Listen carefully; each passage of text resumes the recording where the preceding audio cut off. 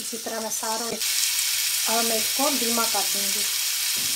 तकरीबन 2 पे रख दूँ और इनको पकने के लिए रख दूँगी।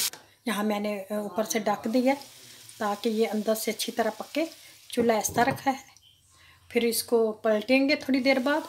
अभी इसको इससे ऐसे ही पकने देते हैं। ये हमारा